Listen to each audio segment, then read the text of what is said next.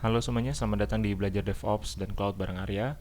Kali ini kita akan coba bahas salah satu teknologi yang cukup menarik yang bisa kita gunakan dan manfaatkan dalam melakukan development sebuah aplikasi atau layanan gitu. Jadi nama dari layanan ini adalah Heroku. Jadi Heroku itu adalah salah satu dari platform as a service yang sudah cukup lama ada. Jadi katakanlah kayaknya udah lebih dari 5 tahun atau bahkan 10 tahun yang lalu gitu. Jadi dulu pun ketika kuliah salah satu tugasnya adalah dengan memakai Heroku ini. Jadi dengan Heroku kita bisa memanfaatkan layanan yang ada sehingga kita bisa melakukan hosting aplikasi yang kita miliki. Oke, katakanlah Django, Python, kemudian Laravel, kemudian Java application, Node.js dan lain sebagainya. Dan bahkan kita juga bisa memiliki database yang free bisa kita gunakan secara cuma-cuma.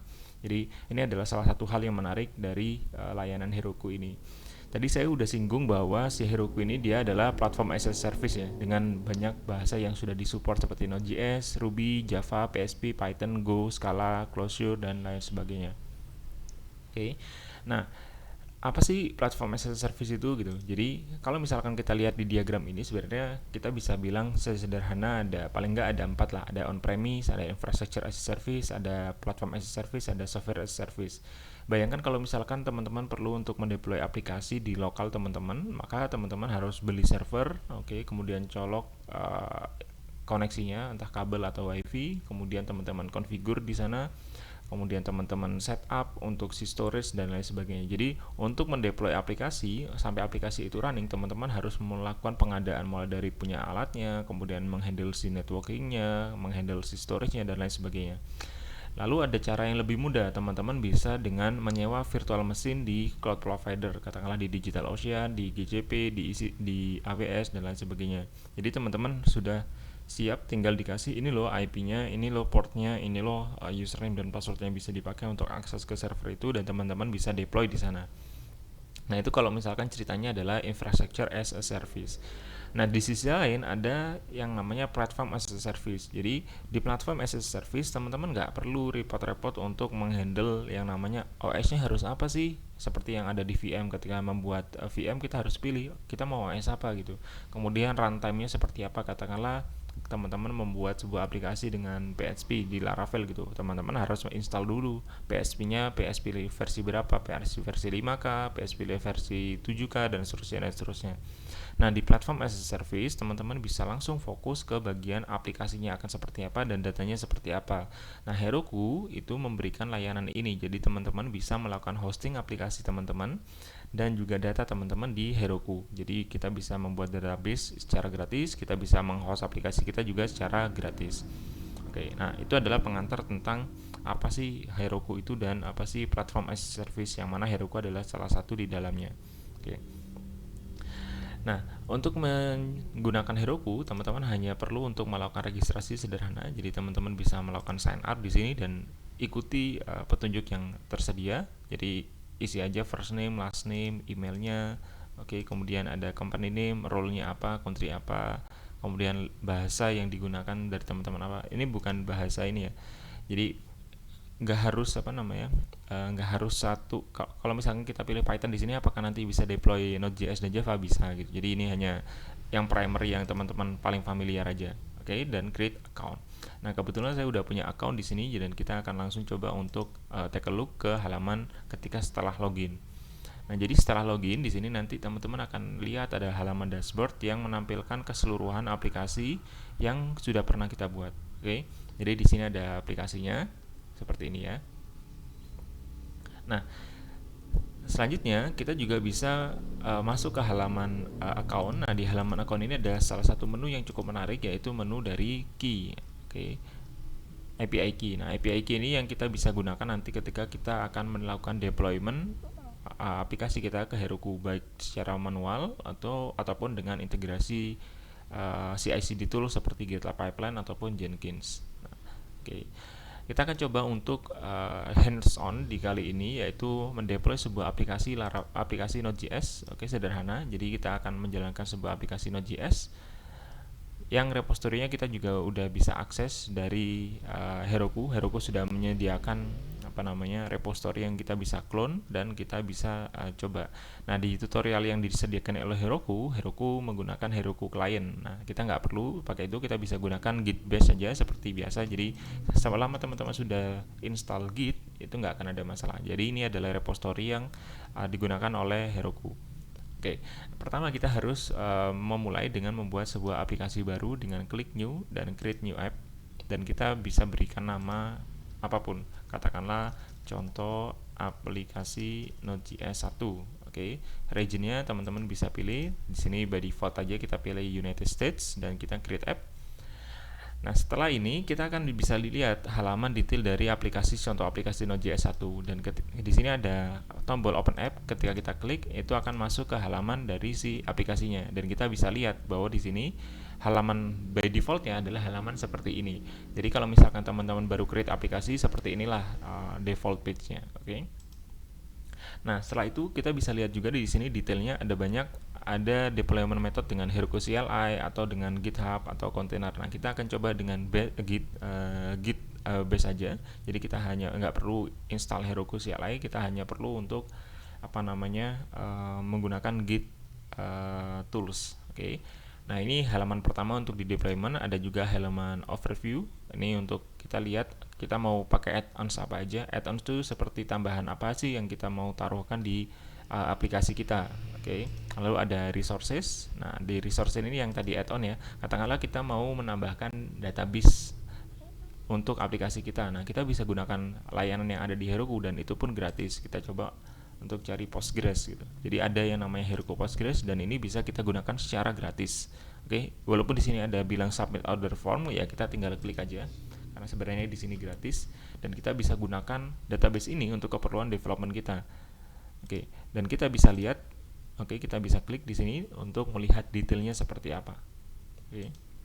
Jadi dengan klik sesederhana itu kita udah punya database yang siap kita gunakan untuk development, sangat mudah gitu. Jadi teman-teman nggak perlu repot. Aduh, saya mau setup Postgres nih, gimana cara installnya di Ubuntu, gimana installnya di CentOS, gimana cara installnya di Windows. Nah, itu nggak perlu seperti itu lagi. Nah, di sini juga kelihatan ada berapa koneksi, ada berapa datanya, kemudian durability settingnya, kredensialnya mau seperti apa, itu bisa dilihat. Oh, ini loh hostnya dengan nama database-nya seperti ini, username seperti ini, passwordnya seperti ini.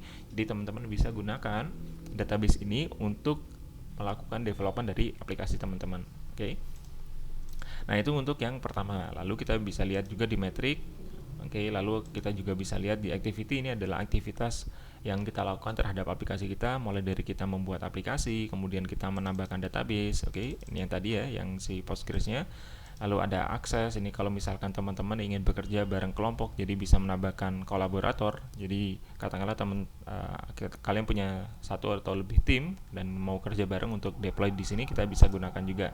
Lalu ada halaman setting ini. Nah, di halaman setting inilah kita bisa lihat bahwa kita memiliki Git URL sebenarnya untuk si aplikasi Heroku ini. Oke, jadi kita bisa coba untuk melakukan deployment di Heroku dengan melakukan push kode ke Git repository yang ada di Heroku. Oke. Nah, sebelumnya kita harus coba tahu dulu bahwa di Heroku kita ada konvensi yang harus kita ikuti.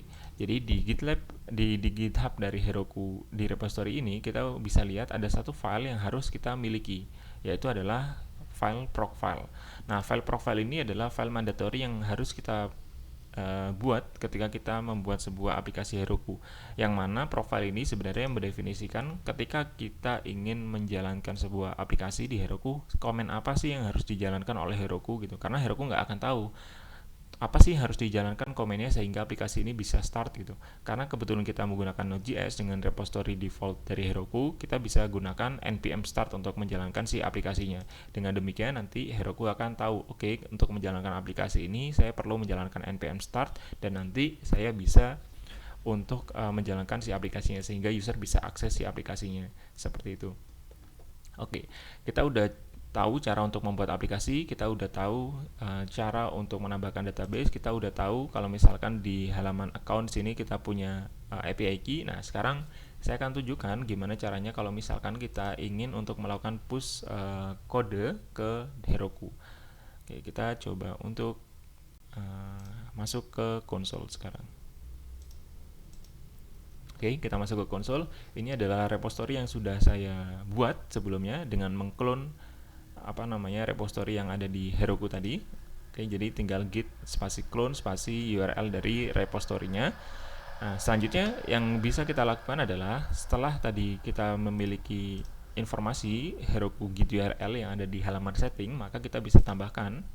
Oke, git kita lihat dulu git remote-nya ada apa aja. Oke, nah kita bisa tambahkan git remote add. Biasanya teman-teman akan menambahkan origin kan di sini. Nah, di sini karena kita ingin mempush ke Heroku, kita nggak perlu menambahkan origin karena itu by default udah ada. Kita tambahkan Heroku. Oke, dan kita tambahkan URL-nya seperti ini. Jadi git remote add Heroku dan URL git Heroku-nya. Dan kita bisa cek lagi git origin, git remote.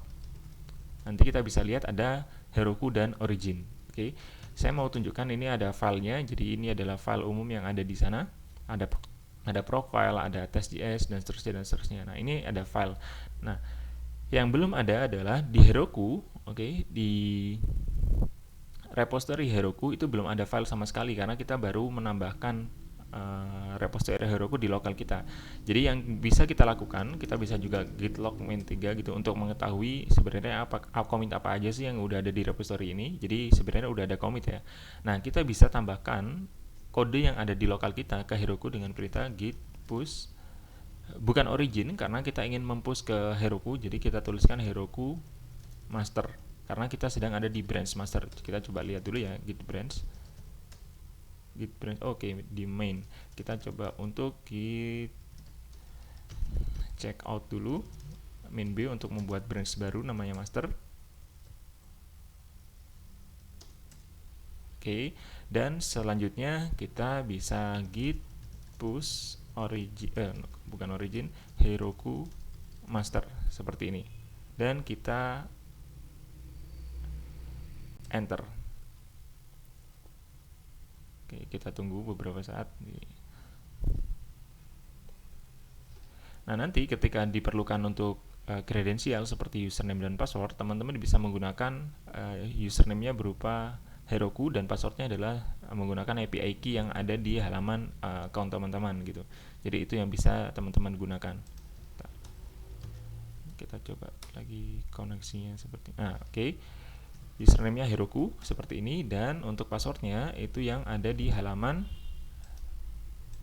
account teman-teman. Oke, saya coba copy dulu punya saya. Nah, ini rahasia ya, jadi nggak boleh nggak boleh disebar-sebarkan gitu, karena ini berdampak ke akun dari teman-teman semuanya. Oke, saya udah paste dan enter.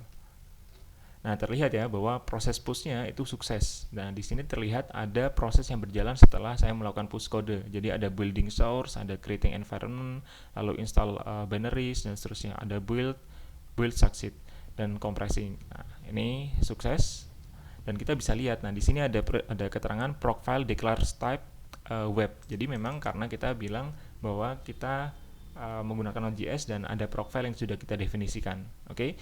Nah, sekarang kita sudah bisa kembali ke Heroku page kita.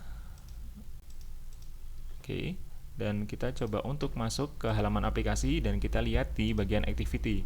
Di bagian activity kita akan bisa lihat bahwa just now itu ada versi 5 yang deployed. Oke. Dan ketika kita open app lagi di sini, kita bisa expect bahwa apakah halamannya berubah? Dan halamannya pun berubah sekarang. Oke. Kita bisa lihat bahwa halamannya udah bukan lagi halaman dari default Heroku, tapi sudah berubah menjadi halaman yang kita push. Sekarang kita coba tes, apakah mungkin kita untuk mengubah halaman ini, katakanlah mengganti string ini ya, dan kita push lagi ke Heroku. Kita coba tes dengan konsol tadi. Oke, kita coba aja. Di sini kita bisa lihat di ls folder itu ada views. Jadi kita masuk ke dulu views. Oke, kita ls lagi dan kita cek di pages. Kita cek ada halaman apa aja, ada halaman index ya. Lalu kita masuk ke index.js dan kita coba ganti yang di sini. With Node.js using git bash. Kita save. Oke, kita back lagi. Kita add di view pages. index. Oke, kita commit dulu, commit mengubah halaman index, enter, dan kita push lagi, git push Heroku master, kita enter.